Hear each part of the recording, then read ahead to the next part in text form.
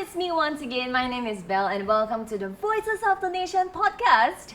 Now, do you like to listen to the behind the scenes stories of filming process and what happens through the journey as well? And especially for our aspiring filmmakers, do you want to know how directors and producers in Singapore can actually come together, promote some togetherness in the filming industry right here in Singapore? Now, if you want to, today you're in for a treat because we invited someone really special. Now, he is actually known for producing the movie Taxi, which I happen to have a very, very small part in, and as well as the Fortune Handbook. So without further ado, let's welcome Mr. Kelvin Sng! Hello. Hello, Hi, Belle. 导演好。你好 ，Nice to see you. Nice to meet you. 好久不见。好久了。那在开场之前 let's just do a self introduction to all of our viewers. Hello guys, my name is Kelvin Sng, 孙立人导演. Nice to see everyone here. Nice, and you directed Taxi, the Fortune Handbook, and you started directing quite long ago.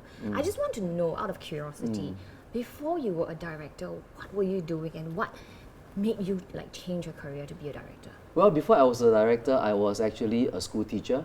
So I was actually a head of department of the mother tongue department. So I was in charge of Chinese, Malay and Tamil teachers in a girls' school. Yeah. So after about 4.5 years of being in the education service, I decided to not say throw in the towel, but I wanted to fulfill my dream of becoming a film director, because I want to use the power of films to educate, to reach out. So at the end of the day, I'm still an educator, but my classroom is the world. It's not restricted to just the classroom. But why director? I guess I've always wanted to be, I've always loved telling stories. I'm a very arts person. That means I love to sing, I love to write songs, I love to perform, I love to do many things. So as you can see, I'm actually quite natural in front of the camera. Yes, yeah, because I love 演绎这种东西. So I decided that maybe because by the time I went to film school, I was really 30 years old. So I thought, why not become a film director, whereby I put everything within one medium. That means I can direct the actors, I can tell story, I can write songs for my movies and all that, and reach out to people to transform the world and entertain the world in my own little ways 啦。我觉得非常的不容易，特别是可能当初要开始当这个电影人的时候，其实新加坡也很少人在当电影人，而且机会更少，少之又少。对，你当时是怎么过来的？现在还是少，还是少。其实基本上当电影不只是在新加坡，其实在全世界各地都不容易啦。我觉得，因为我也认识很多各地的导演，因为导演就是要不停的创作，不停的要找资金，而且很多时候是失败多过成功的，所以可能你去 apply 一个东西一个番 apply 100次，你中那么1次，然后就哇这样子。So this whole journey started out, when I went to film school in Ngee Ann Polytechnic. So I majored in directing. At the time, there was this course called the Advanced Diploma in Film Production. So I got a scholarship from the then IMDA. Yeah, it's called MDA back then. So 我的教育费其实是免费的. Is actually free. Scholarship. It's a scholarship, so with no strings attached. Wow. So ever since I've gone on that journey, I never looked back. And that's why I'm here, still can talk to you about filmmaking in Singapore. Yes, and of course, very thankful for the support that you received back then as well. Yes, extremely so. And through all these years, especially during COVID, how do you survive and pull through and still want to be a director? I guess because I'm not just a director, as I mentioned just now. I am also an educator. So are you still an educator? Yeah, because I run a company that is both a production company and a training academy. So we offer a lot of media and filmmaking related courses to MOE schools. So in a way, I branch out beyond just producing films, videos, commercials and all. So during COVID, I think we also received quite a bit of support from, I think at that time there was a lot of grant for us to pull through that period. At the same time, all our classes were also converted to Zoom classes. Yes. So in a way, even though revenue dropped and all that, it was quite a struggle. I even had to cut my staff salary. But thankful for them who are willing to stay with me. Until today, they're still with me. We were able to pull through this together. So we actually got stronger, our relationship and our bonding. Yeah. You know, speaking of like students courses, right? You know, we do have like film courses in Singapore. We have aspiring filmmakers who wants to be like directors or producers, and actually we have people who won awards during the film festival as well. So there are names out there a little bit, 一点点, but then we started to see something common, which is they started to fade away. 就突然间就不见掉了. What do you think is the biggest struggle they faced? A lot of times when we go to film school to be a director, to want to be a director, to produce, I think all of us started with very pure intention and dreams. We just want to make a movie. We just want to change the world. We want to make a masterpiece. I have this idea on my mind. I want to do this, do that. But I think filmmaking is more than just a piece of art, whereby it's your own game. I give you a piece of paper, you draw what you want. If you don't like, throw away. Yeah. But film is something that involves a lot of resources, a lot of people, and best of all, a lot of money, right? So when it involves money, it is actually a business. You cannot just make a film and say that, oh, this is what I want to do, and you spend, and it's a lot of money involved. So who's going to give you the money to produce the film if you don't have a proper business plan? So I think the business side of things is what a lot of filmmakers were missing out. So we were trained, even in film school, how to make films, the craft and all that. I think that's very important, but at the end of the day, we also need to know that a film is a business product. A business product without the necessary funding, the money for investors, the pitching part and all that, you cannot sustain. So this is how I learned the hard way in almost 2 decades of my journey as a filmmaker. It's very important. Well, speaking of funding, then can we just talk about fundings? I think maybe some of us don't really know what are the fundings available. Actually, just now to continue with your question just now, you said a lot of people, they come and go, Yes. right, and all that. It's because I think there is a little bit of disillusion. So a lot of people will say that, government not supportive, then they start to complain, Right. because they're expecting it, right? I must let you know that IMDA is generally very supportive, right? But they receive a lot applications. So Yes. their requirements are also very stringent. To be honest, I got rejected many times already. But I'm never bitter about it, because to me, if you really want to be a filmmaker, if you don't get the support, maybe there's something wrong with your proposal. It may be so many things, the story lah, your plan lah, whatever. But it really doesn't matter. If you really want to make a film, right, you will not find excuses just because the government give up, like, lousy, Singapore cannot make it. All these people I've seen a lot already. So what I do is I normally focus on a solution. So if the government in this particular project cannot support me, no funding, never mind, I'll go and look for my own funding. So that has been happening ever since. I mean, I have always got my own investors, my own sponsors over the years to build relationship with. And I learned all this hard way. I never teach me in film school one. I go and learn myself by knocking on It's the walls things that you cannot learn in school. You really have to learn outside. Can I just understand the form of ratio, right? How many times do you apply, and how many times did you actually succeed in receiving funding? I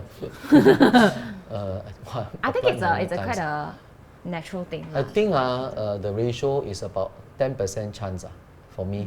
Yeah, that includes other forms, not just movies, but maybe even short films and all that. So I think the ratio is 1 out of 10. I get it.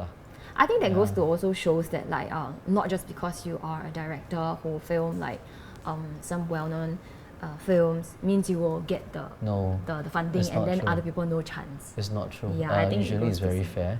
A lot of people have this misconception, right? Even our most famous director, Mr. Jack Neo, of whom I respected a lot. I think if you all know the true story, I think he also got a lot of rejection. So people assume that he will get. Actually, it's not true. It's not true. It's not true. That's true. Yeah. Because for our movie, I don't think he received like government funding. If you all know, I respect him because he also works very hard, despite his status in the industry. Really, he's number one, but he's always very active. He's very active. He's just restless. Yeah. But He's just restless. I You're respect correct. him because he's hardworking. That's Yes, all. just an insight, right? I think he barely sleeps like 4 hours a day. You don't sleep, you got sleep. Yeah, he's always online. He's always on live stream. Yeah. I think that, and then to him, right, he always say that like you cannot be less active because that's when people will Correct. just walk away as well. I So think all that's this hard work something. pays off. Yeah, that's something that a lot of young filmmakers ought to learn. This That's kind of true. spirit. So back to the topic of funding, right? Do you have any tips for aspiring filmmakers on where and how do we actually get fundings? I think the IMDA is really very supportive, and there's a variety of grants out there, whether it's for long form movies or short films, whatever. There's always different kinds of funding available for all filmmakers to go and apply. So apart from that, I think there are also a few renowned international film festivals around the world that offer certain kind of funding from pre-production, from the scripting right up to the post-production. Oh. So I think we have to do our own due diligence to look out for such available fundings. At the same time, I think apart from all this grant and funding, network more, get to know more rich people. This one is really very important, I have to say. That's where your product placement comes in. Correct. Yeah. I see. So we're talking about like film awards and stuff like that, right? Where do you see Singapore filmmakers in the film awards? I think Singapore filmmakers over the last decade have been winning a lot of awards already overseas, whether it's Europe, even Taiwan Golden Horse, right? I think awards-wise, we are there already. But Waiting for my chance. 最佳女主角. So I would say that all these awards, I think we are already garnering all over the world. I think what's important now is for our local audience to be able to support through their actions by really buying tickets to the cinema to support and watch local films. I think that's how we prosper as a country also. So it's not only like making films as a local filmmaker, but we also need the support. Support local, everybody. Support local. 不要看到 local 的就没掉啦。Must Support watch and local, support lah, go right? global. It's our it's our Singapore identity. Yep. Right. I just have another question that I'm quite curious about as well. Now we're talking about filmmakers in Singapore, young and aspiring filmmakers, producers, directors. Do you think that by submitting their short films to film festivals will actually allow them to be exposed more and actually succeed better in receiving funding? Definitely. That's how I started, right? I think almost slightly less than 2 decades ago, I submitted my short films all over the world, and they have been screened all over the world. And I think SFC, Singapore Film Commission, has been supporting in terms of giving us, I think supporting our air tickets, our air travel, and all that to travel to these festivals in order to interact with festivals of filmmakers from all over the world. So I think that's a good start to know how a film festival is being run and how filmmakers from other countries make their films. So through all this networking, 这些交流, 对 we get to learn more about, hey, this is how they make their films. Oh, this is how their kind of audience like to watch this kind of film. So all these things definitely help, not just in terms of cultural exchange, but also in terms of how we tell our stories. And it's very interesting because you realize that even though everybody is a filmmaker, but the way of filming, shooting, different, the whether perspective. Europe, Asia, are very different. Wow. Yeah, very different. That's where the networking comes in. huh? Correct. Wow. It really sounds like a lot of things have to be done. So you have to first love it as a passion. But I think apart from passion, which a lot of people keep emphasizing, sometimes I feel that it's overrated. But you need to have an equal set of discipline to maintain, because every now and then, as a filmmaker, just like in many professions, there are ups and there are also low points. So a lot of people, the moment they hit their low point, that's when you first said, right, they come and they go. Yeah. Yeah. 就松手了。就拜拜了。 Wow. Yeah. Wow, and you have to do a lot of jobs to like research on all this, prep for you to even go overseas and connect with these people also. That's right. And maybe getting ourselves a little bit more well known outside would actually allow us to secure better fundings, better opportunities also. Now after we talk about all these fundings and striking all these plannings that we need to do, right? You know, when you receive fundings, be it from the government or private sectors, they have certain requests or certain things that they want the director to portray. But at the same time, the director may also have their own take, artistic direction, or even talents as well. They have their own views on how they want to present this particular character. But as a director, it feels like you are the messenger between these two, from the government funding or the talent. How do you actually balance all these different views to make this film possible?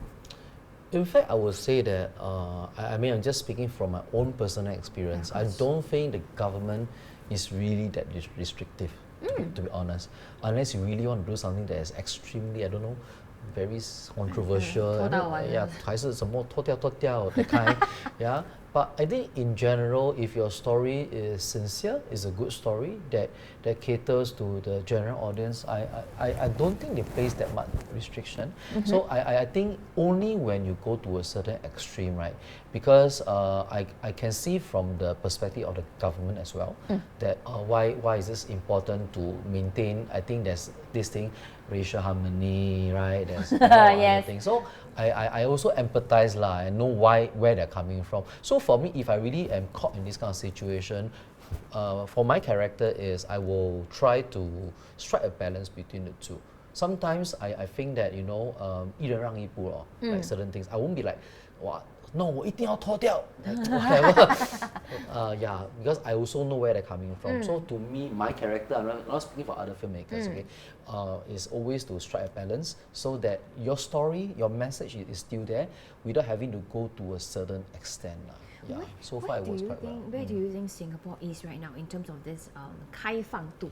Of course, still not lah, still not 开放. I think because the government is placing still a lot of, I would say, emphasis on maintaining the harmony, basically because we are a multiracial country. By doing certain things, it may offend a certain race. Yes. By doing certain things, certain group of people may not be happy. So I think sometimes it's quite difficult. Not to say that they don't support, they do support, but they have all these restrictions. Of course, I do look forward to a day whereby we can be like countries like Korea, or some European countries, US, whereby you can do whatever you want to do, you just go and do it, right? Then everybody is very open and receptive, knowing that it's just a movie, we know it's like that, yeah, we can accept it, But I think for Singapore, probably that might take a little while more. Yeah. Was there ever a time that you faced such a situation where you want to portray something, but that there's actually like restrictions, concerns? Actually, for me, not really lah. My restriction concern is usually from my sponsors lah.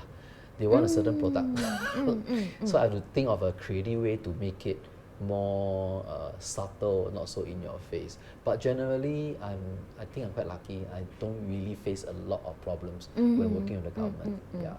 So previously, we also met Chef John.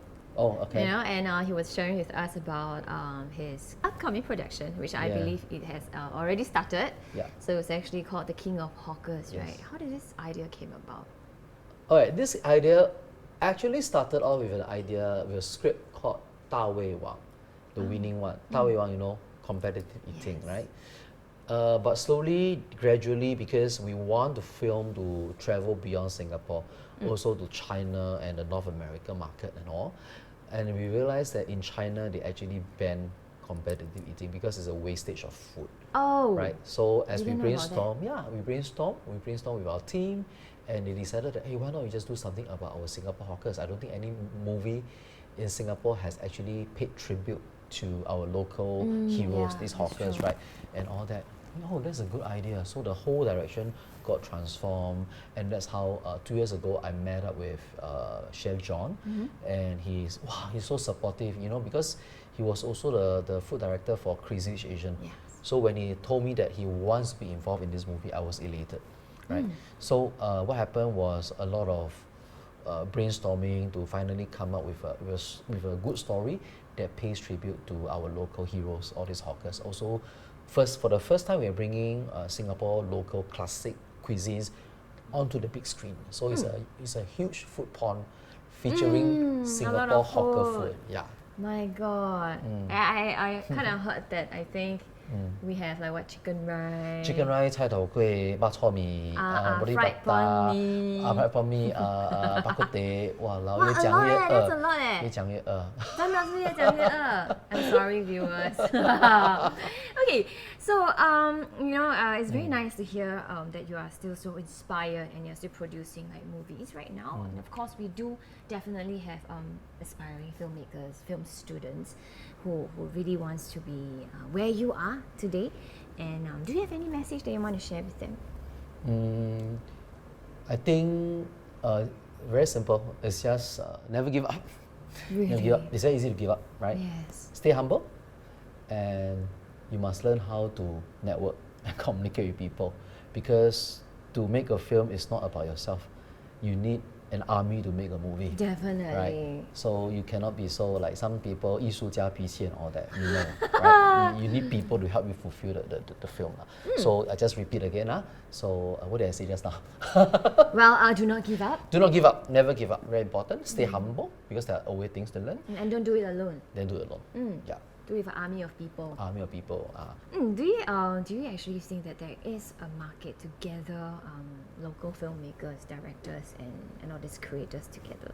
Yeah, I think over the years there have been ample, I would say, ample times whereby a lot of filmmakers, they gather in their own community, whether it's to come up with stories, whether it's to just come out for events to brainstorm ideas together. I think it's an ongoing thing, and it's not official. It's usually on the ground. Even myself, I gather film directors sometimes, occasionally, to my place. We just chill and discuss creative ideas. So everything is on the ground. But I think we need to have something more structured. Probably some key people to drive the whole thing and to represent this group of filmmakers, right? They can speak to whether it's to IMDA or to our potential investors, sponsors, to come to build our filmmaking community and industry together. So in fact, I'm really looking into it. Yeah, I want to help younger filmmakers in this journey of getting their films made as well. So it's not an easy journey because I realized that a lot of things are actually not taught in film school. A lot of things happen It's all outside there. Yeah. the work setting. So if we can have real mentorship, real coaching with real filmmakers who have been there, done that already, willing to spend some time to give back and coach these younger filmmakers, I'll be happy to slowly build from the ground to organize all these sessions. That's right. So filmmakers, you're not alone. Don't stand alone, yeah? Yeah. Up to today, I as a filmmaker, I still struggle as well because every new film is like a new baby. Definitely. You can't say that, oh, this person has made 10 films already. Of course, then you see a lot of It bitterness. snowballs. Of course, government will give money to this guy. This guy got box office. All this is just bitterness and jealousy. That's all. I tell you, every new film, even for King of Hawkers, right? It's a new start. I also like, a lot of challenges. While we are now doing pre-production now, a lot of challenges already. So, but we are still doing it with a lot of joy, knowing that we keep to our vision and knowing that eventually it will still be made. Okay, this is the last question I have for you. What do you think is a good discipline or a good habit to cultivate when filmmakers or script writers they finish writing their script, their production, their little baby, right? What do you think they should do first? Because I think currently, right, in the current times, things are moving so fast that I think people are very eager to want to throw their production, their piece of artwork out to the world. What do you think we should do first, right after we finish writing on the script? Do we already seek for funding? Or where do you think are the procedures, the steps that we should take? I think just now I mentioned 3 things, right? Never give up, right? Stay humble. Yes. And then it takes an army, right, to make a film, right? Reach out to people, right? So I would say number 2 and number 3. Stay humble. You have a script, right? Reach out to the army. Get people to read it.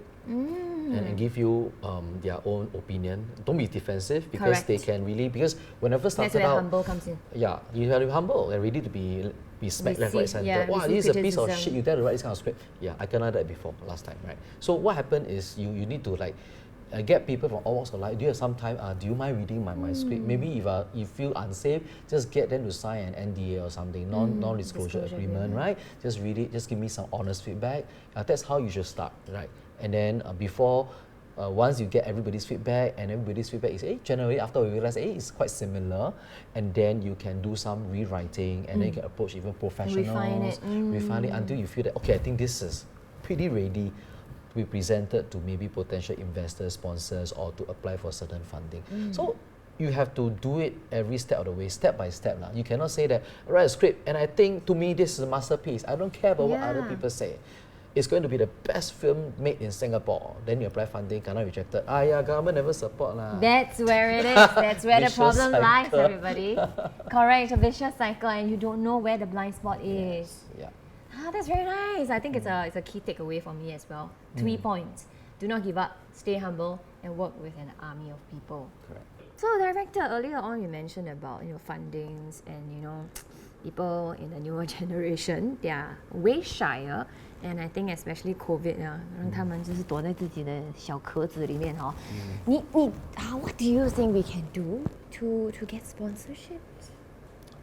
I think sponsorship very important nowadays. Yeah.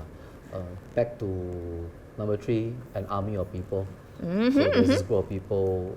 Actually, there's no lack of funding if you network enough. That means in Singapore, I think especially after COVID now, there are a lot of events going on, right? So there are a lot of events whereby from maybe movie gala premieres, which I'm attending one tonight, and to some social events, I think just go there, mix around, know people. Because I realized that when you introduce yourself as a filmmaker, people get very curious. It's like, filmmaker, what do you do? What do you do? Movies? And these people are actually, some of them, they have money. And if you are good enough to pitch your idea to interest them further, they might say, well, I may want to be involved. That's how I get to know some people who are actually my current sponsors and investors for my movies. And it's not because I have a track record or whatever. I think if the pitch is good enough, if they like you, and you'll be surprised how many people are actually very interested in the media line. Yes. They have the resources, money, but they just don't know how. So when they get to see maybe an actress, maybe a director, they get quite excited on actually. Then when you start sharing it with them, so can I visit your set? It's like their little hobby. Correct. Yeah, and don't complain, no funding or what. Funding is everywhere. Rich people, many. Rich people, yes. There's actually a lot of rich people in Singapore. Yeah. And actually, talking about networking, right? It's not only about like, when they talk about networking, it's like, drinking, go party. It actually doesn't mean that. Just expose yourself. Purposeful networking. Correct. Purposeful networking. Correct. Okay, go expose yourself to gala premieres also. You know people, just say hi, and then things will just kind of go on from there. Nice. How do you think Singapore can do to promote, to come together, to promote like Singapore film industry to global industry? I believe that it all starts here from our mindset. First of all, we should stop telling yourself that, government is the one must support my movie. Without government, cannot. No, it's not true. I think if you really want to make a movie, no one can stop you. Right? Yes. And when no one can stop you, sky's the limit. And most importantly, I mentioned humility just now. Also be humble enough to reach out to people, not just to get their help, but also to offer help. So just like I mentioned that I'm actually in the midst of getting people to come together. We can do some mentoring and coaching for the younger filmmakers to make sure that they also get their films made. Yeah, so I'm in this particular project right now.